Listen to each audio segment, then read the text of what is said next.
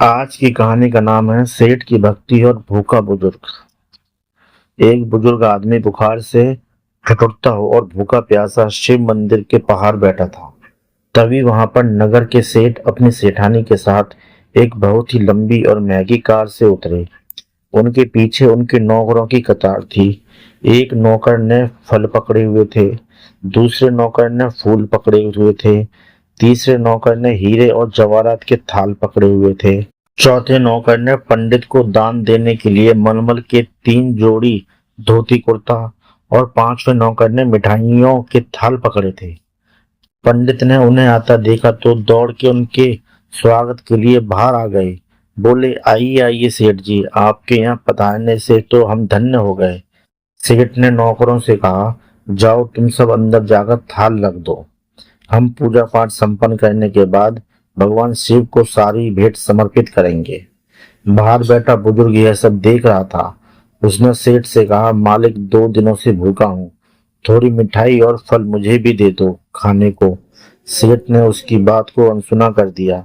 बुजुर्ग आदमी ने फिर सेठानी से कहा, ओ मेम साहब, थोड़ा कुछ खाने को मुझे भी दे दो, मुझे भूख से चक्कर आ रहे हैं। सेठानी चिढ़कर बोली, बाबा ये सारी भेंटें तो भगवान को चढ़ाने के लिए हैं, तुम्हें नहीं दे सकते। अभी हम मंदिर के अंदर घुसे भी नहीं हैं और तुमने बीच में ही टोक लगा दी। सेठ गुस्से में बोले, लो पूजा से पहले ही टोक लग गई, पता नहीं अब पूजा ठीक से संपन्न होगी भी या नहीं। कितनी भक्ति भाव से अंदर जाने की सोच रहे थे और इसने अड़चन डाल दी। पंडित जी बोले, शांत हो जाइए सेठ जी, इतना गुस्सा मत होइए। अरे क्या शांत हो जाइए पंडित जी, आपको पता है ना, पूरे शहर के सबसे महंगे फल और मिठाइयाँ हमने खरीदे हैं प्रभु को चढ़ाने के लिए, और अभी चढ़ाई भी नहीं की पहले ही अड़चन आ गई। सारा का सारा मूड ही खराब हो गया। अब बताओ, भगवान को चढ़ाने से पहले इनको दे दें क्या? पंडित जी बोले, अरे पागल है ये आदमी, आप इसके पीछे अपना मूड खराब मत करिए। चलिए आप अंदर चलिए, मैं इसको समझा देता हूँ। आप सेठानी जी के साथ अंदर जाइए। सेठ और सेठानी बुजुर्ग आदमी को कोसते हुए अंदर चले गए। पंडित बुजुर्ग आदमी के पास बैठ गए और बोले, जाकर कोने में बैठ जाओ, जब ये लोग चले जाएंगे तब मैं तुम्हें कुछ खाने को दे जाऊंगा। बुजुर्ग आदमी आंसू बहाता हुआ कोने में बैठ गया। अंदर जाकर सेठ ने भगवान को प्रणाम किया और जैसे ही आरती के लिए थाल लेकर आरती करने लगा तो आरती का थाल उनके हाथ से छूट के नीचे गिर गया। वह हैरान रह गए। पंडित जी ने दूसरी आरती का थाल ले आए। जब पूजा संपन्न हुई तो सेठ ने थाली मंगवाई भगवान को भेंट चढ़ाने को, पर जैसे ही भेंट चढ़ाने लगे वैसे ही तेज भूकंप आना शुरू हो गया और सारे के सारे थाल जमीन पर गिर गए। सेठ थाल उठाने लगे। जैसे ही उन्होंने थाल जमीन से उठाना चाहा तो अचानक उनके दोनों हाथ टेढ़े हो गए, मानो हाथों को लकवा मार गया हो। यह देखते ही सेठानी फूट फूट कर रोने लगी। बोली, पंडित जी, देखा आपने, मुझे लगता है उस बाहर बैठे बूढ़े से नाराज होकर ही भगवान ने हमें दंड दिया है।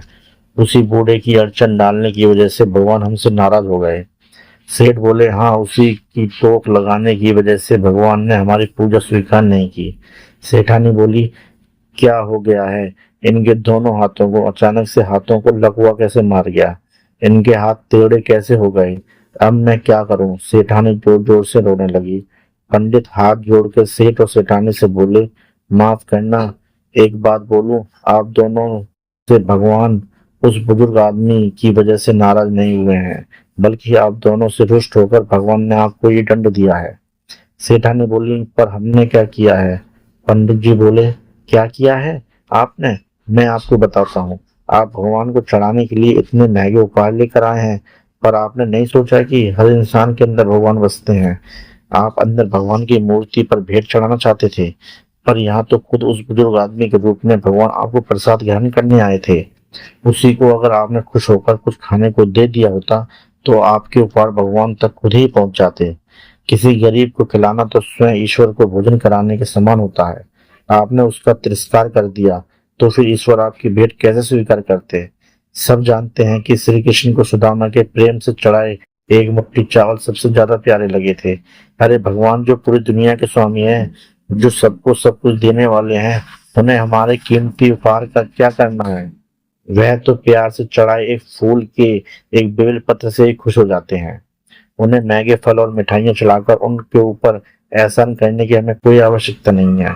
इससे अच्छा तो किसी गरीब को कुछ खिला दीजिए। ईश्वर खुद ही खुश होकर आपकी झोली खुशियों से भर देंगे। और हाँ, अगर किसी मांगने वाले को कुछ दे नहीं सकते तो उसका अपमान भी मत करिए, क्योंकि वह अपनी मर्जी से गरीब नहीं बना है। और कहते हैं ना, ईश्वर की लीला बड़ी न्यारी होती है। वह कब किसी भिखारी को राजा बना दे और कब किसी राजा को भिखारी, कोई नहीं कह सकता।